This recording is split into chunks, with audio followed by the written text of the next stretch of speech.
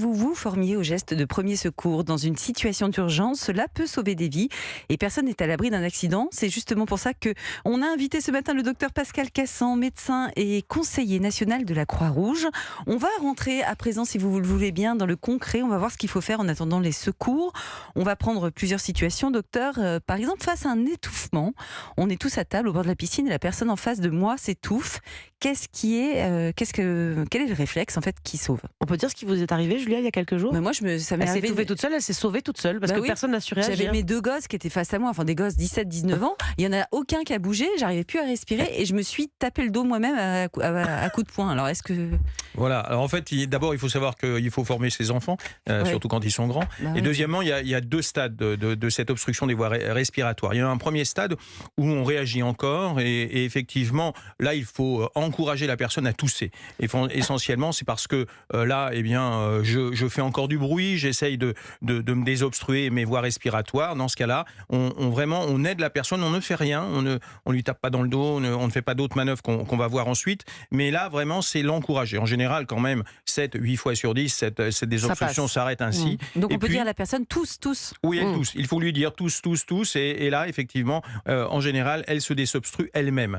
Ensuite, il y a le stade qui est supérieur et là, la personne se présente à vous, souvent avec une main au niveau du cou, elle ne respire plus, elle est en train d'étouffer, il y a un sentiment de panique. Plus de son qui sort de la bouche. Alors il n'y a rien, il n'y a plus un son qui sort de la bouche, c'est vraiment le sans-bruit. À ce moment-là, c'est là où il faut agir le plus vite possible. Alors dans un premier temps, c'est d'abord 5 tapes dans le dos. Alors là, vous êtes très forte de l'avoir fait vous-même parce que c'est pas simple. Elle a des bras très longs. C'est vrai, j'ai des bras longs. Je n'en doute pas. Et en l'occurrence, là, effectivement, 5 tapes dans le dos.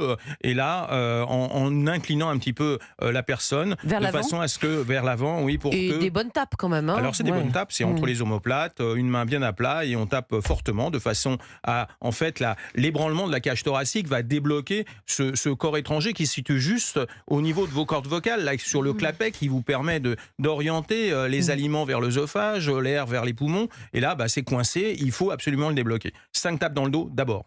Et ensuite, si ce n'est pas efficace, eh bien à ce moment-là, il va falloir que je fasse une technique. Là, je vais passer derrière la victime, je vais mettre un point au niveau du creux de son estomac. C'est facile de repérer ce creux de l'estomac juste au niveau des côtes. Ou sous la poitrine pour les femmes. Voilà, la deuxième main vient par-dessus la première, et là je suis derrière la victime et j'appuie en haut et en arrière, de manière assez forte, 5 fois également, de façon à désobstruer la personne. Si ça n'a pas été efficace, je recommence 5 tapes dans le dos, je continue 5 appuis au niveau abdominaux, et bien là, ensuite, si ça ne marche pas, bien sûr, quelqu'un d'autre doit appeler les secours.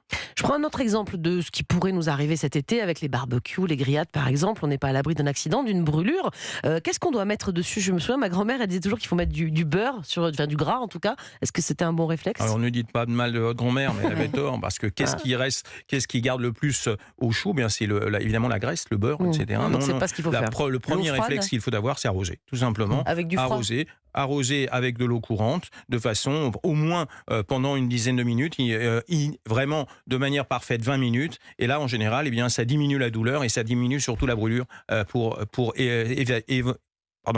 essayer de diminuer son étendue. Vous avez de la chance, je me suis étouffée il y a une semaine, je me suis brûlée quand j'étais petite au 3e degré. Elle a tout testé. J'ai tout testé. Justement, à quel moment on sait que c'est une brûlure grave et qu'il faut arrêter avec le robinet et qu'il faut directement aller aux urgences? La brûlure est grave en fait lorsque elle va dépasser à peu près la moitié de la paume de la main de la victime, parce que là, vous voyez, c'est un petit enfant, c'est une petite paume, un adulte c'est un petit peu plus grand. On parle des cloques surtout en particulier. Si effectivement il y a des cloques, si on est au-dessus de la superficie de la demi-paume de main, on peut considérer que c'est une brûlure grave et là, il faut avoir un conseil de professionnel. Alors on va maintenant prendre le cas d'un enfant, par exemple, qui a avalé un produit toxique, je sais pas, un berlingot de lessive, il paraît que ça arrive malheureusement assez souvent.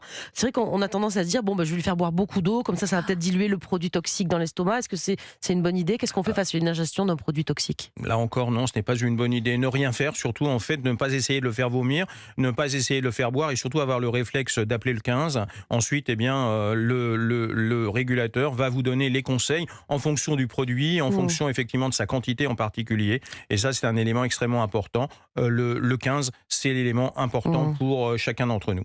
L'été, c'est aussi la période malheureusement où on compte le plus de noyades. Qu'est-ce que vous conseillez de faire quand on sort la personne de l'eau si elle respire encore? Alors vous avez raison, vous parlez de l'avoir sorti de l'eau, parce que d'abord je ne me jette pas à l'eau, parce que je ne suis pas un sauveteur professionnel, et si quelqu'un se noie, il faut lui jeter quelque chose qui flotte, mais surtout ne pas prendre de risques. Une victime, ça suffit, 2, c'est beaucoup. Pas un suraccident, quoi. Un c'est ça, suraccident, en fait. ce que l'on appelle effectivement. Deuxièmement, eh bien, une fois qu'elle est sortie de l'eau, eh bien, je vais évaluer son état. Si la personne est inconsciente mais respire, eh bien, je vais la mettre sur le côté, la fameuse position latérale de sécurité. Lorsqu'on a fait du secourisme, on garde cet acronyme en tête. Et puis deuxièmement, bien sûr, si elle ne respire pas, eh bien là, je vais être forcé d'aller vers la réanimation cardio-pulmonaire, c'est-à-dire le massage cardiaque et la ventilation. Bon, petit rappel utile, toujours utile, hein, beaucoup de noyades ont lieu finalement dans des piscines privées.